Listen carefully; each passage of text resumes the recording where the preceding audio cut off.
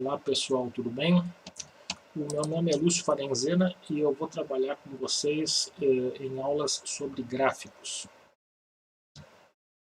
Nessas aulas, nós vamos trabalhar tanto no processo de construção de gráficos, quanto no processo chamado de análise gráfica, onde nós vamos obter dados quantitativos sobre gráficos.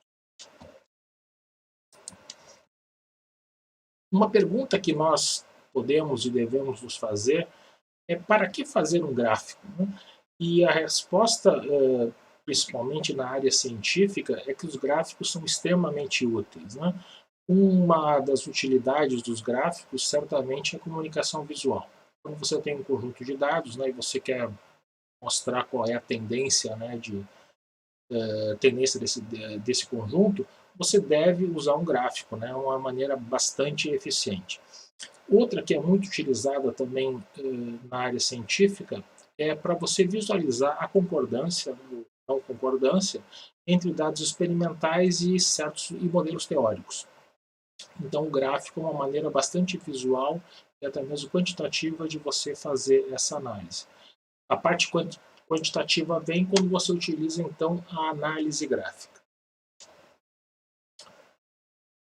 E o que nós vamos estudar aqui vai ser separado mais ou menos nesses três tópicos. Né? Primeiramente, nós vamos ver então como apresentar dados experimentais em um gráfico. Depois nós vamos trabalhar então sobre a análise gráfica.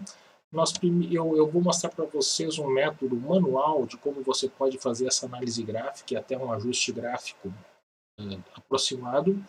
E depois nós vamos utilizar então algoritmos matemáticos, né, métodos computacionais, para nós fazermos ajustes então lineares e não lineares através dos métodos de regressão. E por fim, nós vamos trabalhar então com gráficos que têm escalas logarítmicas. Quando nós trabalhamos, por exemplo, em papel, né, fazendo gráficos à mão, nós tipicamente temos esses três tipos de papel para a gente escolher na hora de fazer um gráfico. O papel milimetrado, o papel log-log, também chamado de D-log, e o papel semilog, ou monolog.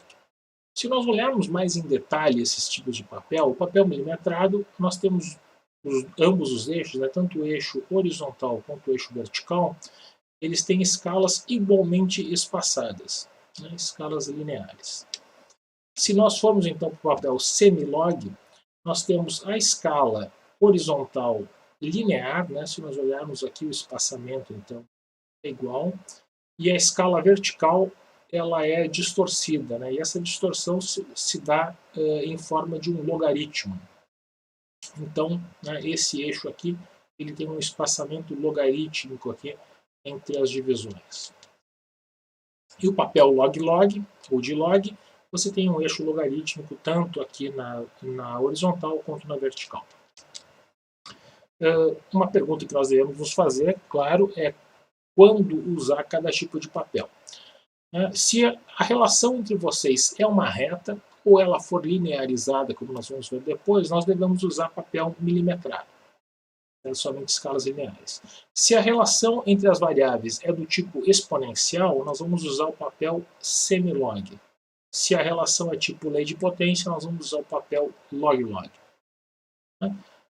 Você sabe o porquê disso? Mas se não sabe, se está curioso, e se não sabe, por exemplo, que é uma lei de potência, assiste, né? Clica no link aqui embaixo, daí você vai poder ver o porquê disso e saber um pouquinho mais. Em relação às escalas lineares, eu quero mostrar para vocês um certo conjunto aqui de regras que nós vamos usar para fazer então um bom gráfico em escala linear. Primeira coisa, né, isso vale tanto para a escala linear quanto logarítmica, é que nós vamos trabalhar com variáveis independentes, que nós vamos colocar aqui então nesse eixo horizontal, o eixo x, e a variável dependente, que nós vamos colocar aqui no eixo vertical, eixo y. E a diferença entre elas é que a variável independente vai ser sempre aquela variável que vocês vão arbitrar em algum problema. E a variável dependente vai ser aquela que vocês vão calcular em função da que foi arbitrada. Para dar um exemplo rápido, né, digamos que vocês queiram medir o tempo de passagem de um carrinho entre dois sensores. Então, vocês podem, digamos que, nesse meu problema, eu vou arbitrar a distância entre os sensores, então vou colocar, por exemplo, sensores 10 centímetros de distância entre eles, passo o carrinho e com um cronômetro meço o tempo. Depois aumento para 15 centímetros e meço o tempo novamente e assim por diante. Então, nesse problema, né, nós arbitramos as distâncias, essa vai ser a nossa variável independente, e nós medimos o tempo em função da distância arbitrada. Então, o tempo vai ser a variável dependente. Certo? Então, para cada problema que vocês forem analisar, vejam que a variável que foi arbitrada, essa vai ser a independente, e a variável que ficou como dependente daquela lá. Certo? Além disso, né, nós vamos sempre identificar também os eixos, né, o eixo da variável independente, colocar qual foi ela. Naquele exemplo, por exemplo, seria aqui a distância e colocar a unidade que foi utilizada. E a mesma coisa para a variável dependente. Né? Nós vamos colocar no exemplo, seria o tempo, e nós vamos colocar a unidade que foi utilizada. Além disso, né, os gráficos eles vão ter marcas de escala, né, tanto aqui no eixo X quanto no eixo Y. Essas marcas, né, vocês devem colocar algumas aqui, né, para vocês marcarem a escala, e coloquem, né, marcas periódicas. E por fim, né, essas marcas que vocês colocam, elas devem apresentar a mesma precisão que vocês têm nas medidas. Né? Eu coloquei aqui do lado uma tabela de medidas que foi utilizada então para fazer esse gráfico. E vocês podem ver que aqui no eixo X, o primeiro ponto é 5,34, o segundo 6,19 e assim por diante. Todos os pontos eles têm duas casas depois da vírgula, duas casas decimais. Então aqui no eixo X nós devemos colocar duas casas decimais. O eixo Y nós temos uma casa decimal, então aqui também nós vamos colocar uma casa decimal. Isso é feito para que a gente, quando olha para o gráfico, já saiba qual a precisão com que foi medida, né, tanto, né, a variável que está aqui no eixo X quanto a variável que está no eixo Y. E uma outra coisa que nós podemos fazer aqui para melhorar a visualização do gráfico é colocar, por exemplo, incluir os eixos superior e eixo direito aqui no gráfico. E, além disso, incluir linhas de grade que facilitam então a visualização, né, dos pontos. Se vocês querem, né, saber como fazer isso no software SciDavis, vocês podem clicar no link aqui do lado que tem um vídeo explicativo. Outra coisa que eu quero chamar a atenção também, isso é bastante importante, é que quando nós vamos escolher uma escala para um gráfico, as escalas devem permitir fácil interpolação. O que seria isso?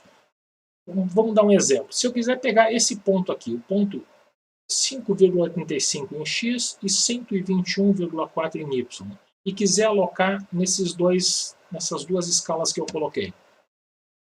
Se vocês olharem esses dois gráficos, tanto esse da esquerda quanto esse da direita, eles têm o mesmo intervalo, os mesmos pontos, né, neles, o mesmo intervalo em X, o mesmo intervalo em Y, mas eu coloquei escalas diferentes, tanto para X quanto para Y. Se nós pegarmos o ponto aqui em Y, 121,4, quiser alocar nesse gráfico da esquerda, vamos mudar essa primeira escala. Ele começa em 110, aqui é 115, e nós temos 5 divisões aqui no meio. Então, ele está indo de 1 em 1. Então, se eu quero colocar 121,4, 120, 121, 122. Okay? Então, nós facilmente interpolamos aqui entre o 121 e o 122, né, o 121,4. Já nessa escala aqui, vocês podem ver que esse ponto aqui é 112,0, enquanto que aqui é 115,5. Então, nós temos 3,5 unidades aqui entre as duas marcas de escala principais. Se nós dividirmos por 2 aqui para ver essa marca intermediária, é 1,75. Então, é uma escala ruim, né, difícil de interpolar, é isso que significa na interpolação, difícil de você interpolar, colocar esse ponto 121,4, você vai ter que pensar, pegar uma calculadora, fazer alguns cálculos para você ver onde é que ele vai sair. Certo? eu acho que vocês concordam, né, comigo que o gráfico da esquerda é melhor para alocar pontos experimentais do que esse gráfico da direita, certo? É isso que significa, então, a fácil interpolação. Para colocar a linguagem que nós vamos utilizar aqui no laboratório, essas marcas maiores que estão aqui, essas marcas principais, são chamadas de divisões, certo? Então nós vamos ter nessas marcas maiores as divisões em x, divisões em y. E se nós olharmos esse gráfico da esquerda, ele tem 0,50 por divisão aqui no eixo x e 5,0 por divisão no eixo y. Enquanto que esse gráfico da direita tem 0,60 por divisão no eixo x e 3,5 por divisão no eixo y. Então, isso leva a gente a uma regra aqui para a gente escolher boas escalas. É uma regra extremamente simples e útil. E nós dizemos que as escalas permitidas são aquelas onde a distância entre divisões é múltipla de 2 e ou 5. Então, 2 e 5. Então, se nós pegarmos uma escala onde a distância entre divisões é 0,10, 0,20, 0,25, 10, 200 e por aí vai, múltiplos de 2 e 5, são escalas muito boas, muito fáceis de trabalhar e fáceis de interpolar, né? E as escalas proibidas são, por exemplo, múltiplos de 3, múltiplos de 7, múltiplos de 11 e outras coisas aí, né? Por exemplo, escalas como 0,15, 12, 22, 45, 60, 110. Escala de 100 é ótima, a escala de 110 é muito ruim para trabalhar. Então, evitem essas escalas, né? Essas aqui vocês não devem utilizar. Se nós olharmos naquele exemplo anterior dos gráficos, né, o gráfico da esquerda tinha escalas de 0,50 e 5,0, são escalas permitidas, né? Enquanto que o gráfico da direita era 0,60 e 3,5.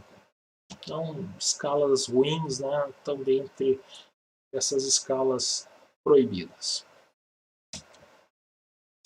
E uma outra coisa, então, que vocês devem ficar atentos na hora de construir um gráfico é que vocês, né, ocupem, né, a área do papel que vocês têm, né?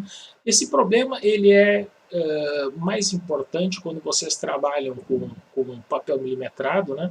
E se vocês pegarem uma escala ruim, o seu gráfico pode ficar muito comprimido, né? Como esse que está aqui à esquerda. Isso é ruim, né? Um gráfico difícil de visualizar. Aqui, né, a escala em X estaria boa, né, bem distribuída, mas a escala em Y ficou muito comprimida. Então, é ruim, né? Vocês devem tentar aproveitar a área aqui. E também, claro, quando vocês fazem o gráfico com o software, em geral o software ele otimiza, né, a visualização do gráfico aqui nas escalas, então vocês não têm esse problema. Mas mesmo assim, né, deixem o gráfico grande no papel, né, para que a gente consiga visualizar facilmente. Certo?